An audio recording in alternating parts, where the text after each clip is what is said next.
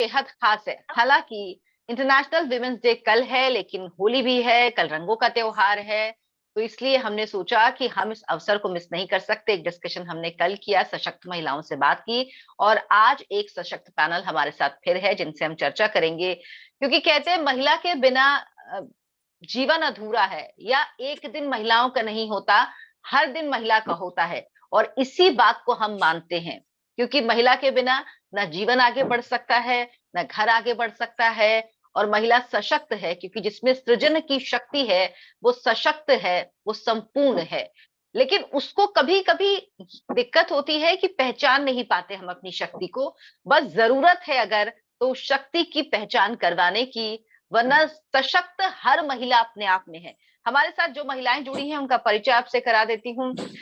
हमारे साथ जुड़ गई हैं डॉक्टर जयदीप मल्होत्रा हैं, जो कि आईवीएफ स्पेशलिस्ट हैं। मतलब इतनी सारी डिग्रियां हैं कि अगर मैंने पढ़नी शुरू की तो प्रोग्राम उसी में निकल जाएगा। बहुत सारे अवार्ड्स मिले हैं मैम को, कई यूनिवर्सिटीज से जुड़ी हुई हैं, कई हॉस्पिटल से जुड़ी हुई हैं। इसके अलावा मैनेजिंग डायरेक्टर है ऑफ आर्ट रेनबो की मैनेजिंग डायरेक्टर हैं आईवीएफ, और एज एज एडवाइजर भी कई हॉस्पिटल से जुड़ी हुई हैं।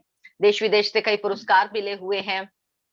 हमारे साथ श्रीमती ललिता चतुर्वेदी जी जुड़ गई हैं, जो कि असिस्टेंट डायरेक्टर रह चुकी हैं ऑल इंडिया रेडियो की। महिलाओं से जुड़े कई प्रोग्राम्स मैम ने बनाए हैं, और ऐसे भी प्रोग्राम रहे जिनके लिए उन्हें सम्मानित भी किया गया है।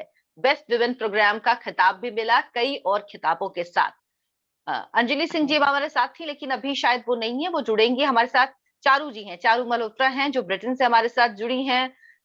बिस्कोटिलिशियस की डायरेक्टर हैं। मैं सही प्रोनाउंसिएट कर पा रही हूँ चारू जी? इट्स जी, बिस्कोटिलिशियस आसान नहीं है, बट इट इज, आप सही बोल रहे हैं। Thank you. Doctor Malhotra, women's day में बात महिलाओं की हम करते हैं, जीवन में चुनौतियों की बात करते हैं, लेकिन आजकल के एक बदलाव आया इस जनरेशन में खास तौर पर, कि हम महिला और पुरुष, घर में जब दो बच्चे होते हैं, बेटा और बेटी, तो अब वो वक्त नहीं है जब हम बेटों के करियर के लिए सोचे और ये सोचे बेटी पढ़ाई करेगी और शादी हो जाएगी। आज हम समान रूप से बेटी के करियर के लिए भी सोचते हैं। तो करियर ऑप्शन के तौर पर एक डॉक्टर का करियर किस तरह का है महिलाओं के लिए?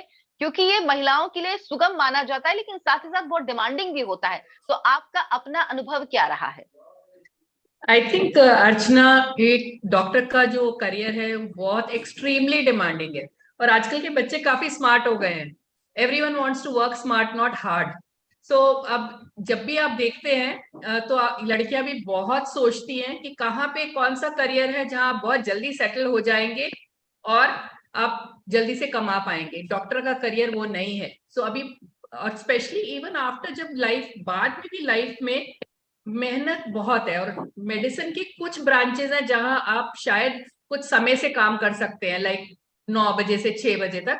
बाकी सारी ब्रांचेस ऐसी हैं जिनमें कि दिन और रात का कोई पता नहीं होता। तो मैं ये कहूंगी कि ये बहुत स्पेशली गर्ल्स के लिए एक्सट्रीमली डिमांडिंग है, चाहे हम कितनी भी जेंडर इक्वालिटी की बात कर ले। यहाँ पे बहुत ज्यादा एक्स्ट्रा मेहनत करनी पड़ती है, बिकॉज वो लड़की को घर जाके भी बहुत सारी चीजें देखनी पड़ती हैं। सो इट्स नॉट दैट कि खाली काम पे गए और वापस आ गए, और काम पे जाना भी इतना आसान नहीं है। नाइट ड्यूटीज, कॉल्स, लॉ, बहुत सारी चीजें हैं जो लोग समझते नहीं है, जो पर होती हैं रोज की जिंदगी में बहुत बहुत मुश्किल। जो महिलाओं की यूएसपी है वो प्रॉब्लम भी है। महिलाएं मल्टीटास्किंग होती हैं, तो उसका खामियाजे भी उन्हें भुगतना पड़ता है, क्योंकि जितना वो वर्क प्लेस पे काम करती हैं, घर में आके भी उन्हें घर देखना ही पड़ता, उससे कभी छुट्टी नहीं मिलती। ललिता जी, ललिता जी, आपने महिलाओं के लिए कई प्रोग्राम किए हैं, पास से देखा है। आपको क्या लगता है कि क्या आज के दौर में जो समस्याएं हैं वो पिछले, जो पहले होती थी उससे कुछ अलग हैं, या अभी भी हम वैसे ही चल रहे हैं, कुछ ज्यादा आगे नहीं बढ़े? बहुत ज्यादा परिवर्तन तो नहीं आया है, पर हाँ, अब स्त्री हाशिए से केंद्र की तरफ आने लगी है। पहले ये होता था कि स्त्री पूरी की पूरी हाशिए पर थी और उसकी समस्याओं को दरकिनार किया जाता था। अब वो स्थिति नहीं है। अब स्त्रियों की समस्याओं को भी समझा जाने लगा है। पहले तो परिवार में ही उपेक्षित रहती थी, अब परिवार का सहयोग मिलने लगा है। भले ही उसका कारण आर्थिक पक्ष भी रहा हो, कि एक स्त्री जब से आर्थिक रूप से सशक्त हुई है तो वो परिवार में अपनी मदद भी देने लगी है और उसकी खुद की आर्थिक सशक्तिकरण हुआ है, पर कुछ क्षेत्र ऐसे हैं जहां अभी महिलाओं के लिए बहुत काम होना बाकी है। खास करके राजनीति में मैं कहूंगी कि आज के 7-8-10 साल पहले की बात है कि महिलाओं को पंचायती राज में खूब आरक्षण भी दिया गया, वो चुनी भी गई, पर उनका फोन तक जो प्रशासन द्वारा आवंटित होता था वो उनके पति या पिता प्रयोग में लेते थे। और कई मर्तबा ऐसा हुआ कि मुझे अगर उनसे इंटरव्यू करना है तो मैं फोन करती थी तो पिता या पति फोन उठाकर कहते थे आधे घंटे बाद आपसे बात करवा देंगे। एक तो लोगों के साथ तो नहीं समझ पाई, बाद में मुझे समझ में आया कि पति या पिता फोन को लेकर कहीं घर से बाहर गए हुए हैं और आधे घंटे में वो लौटेंगे ताकि उनकी पत्नी जो पंच है या सरपंच है वो हमसे कनेक्ट हो सके। मतलब उनके जो भी उपयोग की चीजें हैं उसका भी उपभोग पुरुष समाज बेधड़क करता था, और उनके जो सामाजिक निर्णय होते थे उसमें भी उनकी दखल जरूर होती थी। तो हम ये नहीं कह सकते कि पूरी तरह से अभी सशक्त हुई है महिला, अभी बहुत काम बाकी है। बिल्कुल सही कह रही हैं कि शुरुआत हुई है, हम आगे बढ़े हैं, लेकिन अभी बहुत काम बाकी है, क्योंकि बहुत साल का, सदियों का, दशकों का जो इकट्ठा हुआ है, जो कंपाइलेशन है, उसको साफ करने में, उस पर काम करने में बहुत लंबा वक्त लगेगा।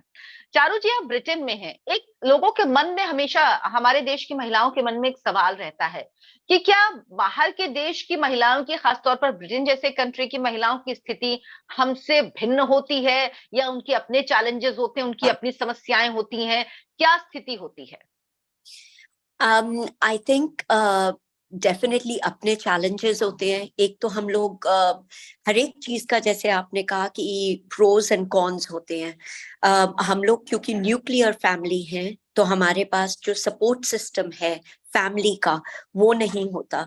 तो जिस तरीके से सपोज मैंने अपना बिजनेस शुरू करा था, उस टाइम पे मेरे पास 2 डॉटर्स हैं, दोनों छोटी थी, एंड अनफॉर्चुनेटली मेरे को अपना बिजनेस उस टाइम बंद करना पड़ा बिकॉज मेरे पास सपोर्ट नहीं था कि यहाँ पर बच्चों को क्लासेस में लेके जाना, लेकर के आना, and of course the main person जो who is the breadwinner, वो आकर के वो तो अपनी जॉब नहीं छोड़ेंगे कि आप अपने बिजनेस को एनहांस कर लो। तो it is very challenging, but definitely there is a lot of support these days from the family, जो कि पहले नहीं था, which is incredible. But still challenges are there, and being a mother in itself, I think, is challenging because being a mother, छोटे बच्चे हैं तो आप हमेशा यही सोचते रहते हैं कि बच्चों को ध्यान दें, बच्चे के लिए टाइम करें, या फिर अपने बिजनेस को और आगे बढ़ाएं. So that's always challenging, but yeah, it's changing, but बहुत काम बाकी है. अच्छा, मुझे लगता है कि प्रकृति ने महिला और पुरुष को अलग अलग तरह से बनाया है। महिलाएं क्योंकि बच्चों को जन्म देती हैं तो बच्चों के प्रति जिम्मेदारी भी उनकी ज्यादा होती है, और कहते हैं कि जो परवरिश एक माँ अपने बच्चे की कर सकती है वो पिता भी नहीं कर सकता है, क्योंकि उसमें वो संवेदना, वो समझ वो नहीं होगी जो माँ में होगी। इमोशन शायद इसीलिए हमारी जिम्मेदारियां भी बहुत बढ़ जाती हैं।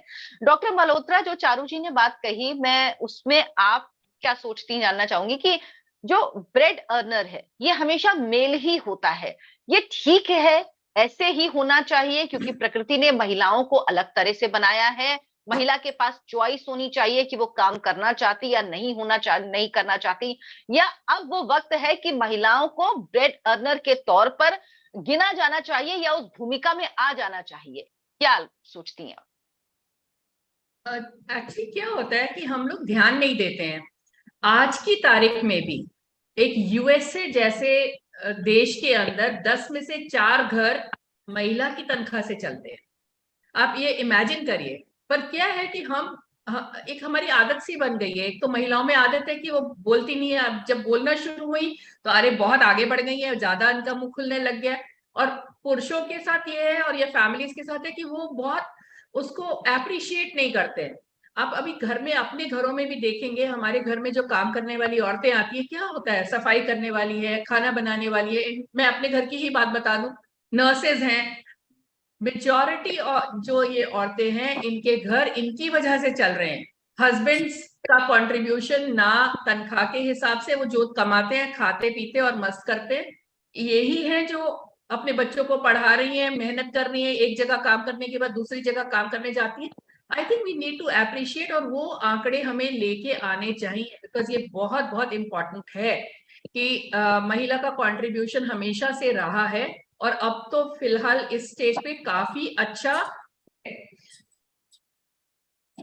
जी ललिता जी, आपको जी क्या लगता है, क्या महिला और पुरुष कभी, मुझे नहीं लगता कि कोई कंपटीशन हो सकता है, क्योंकि तो अलग अलग हैं, प्रकृति ने अलग बनाया है, दोनों के अलग स्वभाव हैं, अलग जिम्मेदारियां, अलग शारीरिक बनावट है, लेकिन महिला को सशक्त करने की जरूरत आखिर पड़ती क्यों है? किसने ये कहा है कि महिला कमजोर है?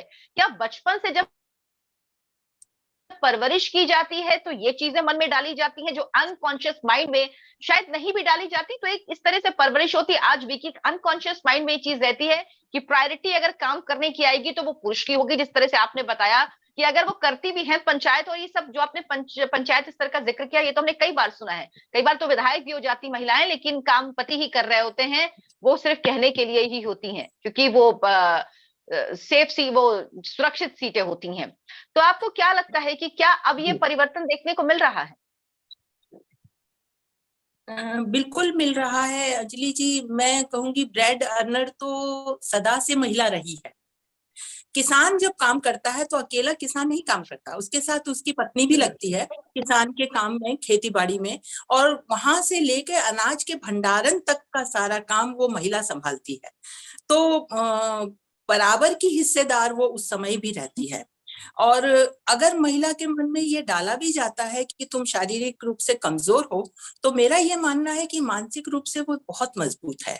संवेदना के स्तर पर भले ही वो संवेदनशील हो, पर मानसिक रूप से बहुत समर्थ है, सक्षम है। जब भी पुरुष कमजोर पड़ता है उसको सहारा महिला ही देती है। ये मतलब हमेशा से देखा गया है। और परिवार की धुरी तो महिला ही है। जिस घर में अगर महिला सिंसियरली काम नहीं करती है, पूरी जिम्मेदारी से काम नहीं करती है, वो घर बिखरा बिखरा सा रहता है। और जहां महिला संवेदना के साथ पूरी सिंसियरली अपने घर को संभालती है, वो अपने मायके को भी संभाल सकती है, अपने पीहर को भी, ससुराल को भी संभाल सकती है, अपने बच्चों के जीवन को भी संभाल सकती है। तो ये कहना कि महिला शारीरिक रूप से कमजोर है इसलिए वो दबी हुई है, ये इसको मैं नहीं मानती, क्योंकि महिला मानसिक रूप से बहुत सक्षम है, बहुत मजबूत है, और उसकी ये मजबूती समाज को एक रचनात्मकता प्रदान करती है। वो किसी भी क्षेत्र में देख लीजिए, चाहे वो मैं कुछ उदाहरण दूंगी कि अस्पतालों में भी जो महिला डॉक्टर हैं, वो अगर कोई केस सुलझाने में थोड़ी सी भी आनाकानी करें, ऐसा कभी नहीं होता है। पुरुष डॉक्टर एक बार हताश हो सकते हैं, पर महिलाएं आखिरी दम तक अपने पेशेंट को संभालने में, जीवन दान देने में जुट के लगी रहती हैं, चाहे वो नर्स हो या डॉक्टर हो। हर क्षेत्र में देखिए आप। और घर में भी अगर खाने का सामान कुछ बिगड़ जाए तो उसको कैसे संवारना है, उसको फेंकने की इच्छा स्त्री के अंदर कभी नहीं होती है। तो वो रचनात्मकता के साथ जीती है और हर क्षण वो जीवंत होकर जीती कि इस खूबी को हमें समझना होगा। बिल्कुल सही कह रही मैम। चारू जी, क्या आपको लग रहा है कि पिछले कुछ सालों में, चाहे कोविड का असर रहा हो या अफगानिस्तान की जो स्थिति हमने देखी, ईरान में जिस तरह का हिजाब के लिए महिलाओं का विरोध देखा, आपको लग रहा है कि महिला अधिकारों की लड़ाई जो है ये कमजोर हुई है? जितना सपोर्ट मिलना चाहिए था बाहर के देशों से, उतना दूसरे देशों को नहीं मिल पाता अंतरराष्ट्रीय स्तर पर कम से कम? I don't think so, not at all. I think as far as women empowerment goes, it's only going stronger and stronger. Definitely. पहले हम बिल्कुल बात नहीं करते थे, and जैसे very rightfully अभी दोनों ladies ने अभी बोला कि you know how औरत शुरू से ही, चाहे वो आप किसी भी सेगमेंट, किसी भी स्टेज से ले लीजिए, the woman has been there as a part and parcel, you know, she is been the backbone. और वो ही बट सिर्फ प्रॉब्लम ये रही है कि उसे अक्रेडिटेशन नहीं मिलता, उसको ये नहीं कहा जाता कि तुम स्ट्रांग हो। आज की डेट में आई डोंट थिंक आदमी कोई ऐसा है जो मल्टीटास्क कर सकता है जैसे हम औरतें करती हैं. And I think in every way shape we are only getting stronger and stronger. और अब हमारी जो next जो हमारे बच्चों की generation है, that's at another level. वो और भी ऊंचे जाकर के they don't take any, वो सिर्फ जो मम्मी पापा कहते हैं बताते हैं, वो सिर्फ उस पर नहीं अमल करते. हर एक चीज का आप सवाल पूछते हैं, क्यों ऐसे, क्यों है ये, क्यों नहीं है, और आपको जवाब देना होता है. और अगर आप नहीं दे पाते तो you've got to educate yourself कि क्यों ऐसा है. हम उस बैकग्राउंड से आ रहे हैं जहां पर हमारे को हमेशा बताया जाता है कि ऐसे तुम्हें होना चाहिए, ऐसे नहीं बोलो, ऐसे नहीं करो, ऐसे नहीं कर. क्यों? और आज की डेट में मेरे बच्चे तो डेफिनेटली इस बैकग्राउंड से हैं कि हर चीज को वो क्वेश्चन करते हैं, हर चीज को. And definitely going forward there is no difference between a man and a woman. Of course, there are hurdles, problems here, but we will overcome them and it will take time, but we are getting there for sure. Doctor Malhotra, बिल्कुल सही बात. क्या हम, क्योंकि जब तक हम तकलीफ को पहचानेंगे नहीं, हम बीमारी को पहचानेंगे नहीं, हम उसका इलाज शुरू नहीं करते. तो बीमारी पहचाने हुए तो बहुत साल हो गए हैं, लेकिन क्या इलाज में जो तेजी होनी चाहिए थी, जिस तरह से जल्दी ट्रीटमेंट होना चाहिए था, वो ट्रीटमेंट नहीं हो रहा है. लेकिन वो गति बहुत धीमी लग रही है, क्योंकि हम कुछ प्रतिशत महिलाओं की बात करते हैं जो हमारे जैसी, आप जैसी हैं, जो सशक्त हैं, जो शहरों में रहती हैं. लेकिन उनका क्या, जो पिछड़ी हैं, जहां पर जिनकी कोई सुनवाई नहीं है. अर्चना, मैं आपको बताना चाहूंगी कि मैं इंटरनेशनल स्तर पे भी इस एरिया में बहुत काम कर रही हूँ, बिकॉज हमारा WHO का एक PMNCH ग्रुप है जो जिसकी अकाउंटेबिलिटी ग्रुप में हूं मैं, और HCPA जो एसोसिएशन ऑफ फिजिशियंस है all over the world, respectful care, gender equality. अब मेजर प्रॉब्लम क्या है कि पॉपुलेशन बहुत बड़ी है और कुछ देशों में ये डिस्पैरिटी इतनी ज्यादा है.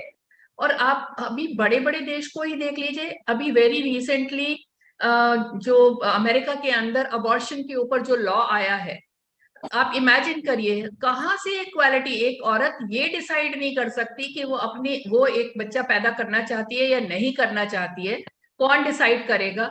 तो ये ऐसे इतने सारे मुद्दे हैं. और अफ्रीकन देश देख लीजिए आप, इस्लामिक देख लीजिए, ईरान की औरतें कितना कहाँ जाकर फाइट कर रही हैं. अफगानिस्तान है. आई मीन अभी डिस्पैरिटी बहुत है. हम जो स्पेशली इंडिया के अंदर जो एजुकेटेड और एम्पावर्ड कुछ औरतें हैं, उनको ऐसा लगता है, और मुझे खुद भी ऐसा लगता है कि हमारा बचपन या हमारा इस वक्त जितनी भी जर्नी हमारी रही है, जहां तक हम आज पहुंचे हैं, हम बहुत लकी हैं कि हम इंडिया में हैं. पर जब आप देखते हो जेंडर इक्वालिटी का भी स्टेटस, अगर इंडिया की पोजीशन देखते हो तो 190 में से 144th है. आप इमेजिन करिए, we have improved a lot, because हम अपने आप को, हमारी नजर बहुत छोटी है, हम अपने आप को देखते हैं, अपने इर्द गिर्द की औरतों को देखते हैं. लेकिन इतनी बड़ी पॉपुलेशन जो दुनिया के अंदर है, वहां औरतों की पोजीशन में अभी बहुत काम करने की जरूरत है. अब प्रॉब्लम कहाँ आती है? जो पॉलिसी मेकर्स हैं, जब आप देखते हैं जहां लोग बैठे हैं जो पॉलिसीज बना रहे हैं, वो हमेशा वहां पे ज्यादा मर्द होंगे और कम औरतें होंगी. और वो जो हम डिसीजन मेकिंग भी कई बार करते हैं, उसमें इतनी मुश्किलें कई बार आती हैं. इवन मैं अभी हमारा IVF का ART लॉ ही बना, तो मैं जाके स्टैंडिंग कमेटी के सामने मैंने पार्लियामेंट में प्रेजेंटेशन किया. 37 MLAs थे, एक भी औरत नहीं थी. तो आप एक लॉ बना रहे हैं किसी चीज के लिए, रिप्रेजेंटेशन तो होना चाहिए ताकि उनका दुख दर्द सबको इक्वली समझ आए. तो ये बहुत इंपॉर्टेंट चीज है. जब तक हमारे पास इक्वल रिप्रेजेंटेशन नहीं होगा, जब तक हमारे पास पैशन और कमिटमेंट नहीं होगा कि हाँ मर्द पहचाने. देखिए, हम कहते हैं बेटी बचाओ बेटी पढ़ाओ, बड़ा अच्छा स्लोगन है, हम तो बदल ही दिए. हम कहते हैं बेटी बचाओ बेटी पढ़ाओ, ठीक है, पर बेटा समझाओ. क्योंकि जब तक आदमियों को ये समझ नहीं आएगी कि हाथ में हाथ लेकर ही हम ये दुनिया को जीत सकते हैं, तब तक ये जो स्लो प्रोग्रेस है ये स्लो ही रहेगी. बिकॉज मेजॉरिटी ये चाहती है कि ये स्लो रहे, क्योंकि अंदर से पुरुषों को भी पता है औरतें बहुत स्ट्रांग हैं. I mean you have to understand the psyche behind. तो वो औरतें जब स्ट्रांग हैं और उनको अगर और पेडेस्टल पे बैठा दिया गया तो पुरुषों का रोल बहुत कम रह जाएगा। और ये एक बहुत, देखिए जब हम बच्चे होते हैं ना सब बराबर से होते हैं, धीरे धीरे धीरे धीरे करके लड़कियों को नीचे पुल करना शुरू करा जाता है, और जैसे ही वो टीनेज और उसके बाद आगे की पढ़ाई वहां तक पहुंचती है वो धीमे धीमे करके नीचे आना शुरू हो जाती हैं। शुरू में ऐसा कहीं नहीं होता स्कूल में, लेकिन जहां थोड़ा सा आप सेकेंडरी स्कूल और कॉलेज लेवल तक पहुंचते हैं, वो जो इंटरनलाइजेशन होता है ना कि तुम लड़की हो, तुम लड़की हो, तुम्हारा ये काम है, तुम्हें ये नहीं करना है, वो सब धीरे धीरे धीरे धीरे करके उसके ऊपर आता है। फिर नेक्स्ट सेटबैक आता है शादी के बाद, कौन बैक सीट ले। पुरुष तो ब्रेड अर्नर है, क्योंकि वो पुरुष ब्रेड अर्नर क्यों है, लड़की भी उतना ही ब्रेड अर्न कर सकती है, लेकिन वो पुरुष ना बच्चे पैदा कर सकता है ना घर में बैठ के बाकी काम कर सकता है।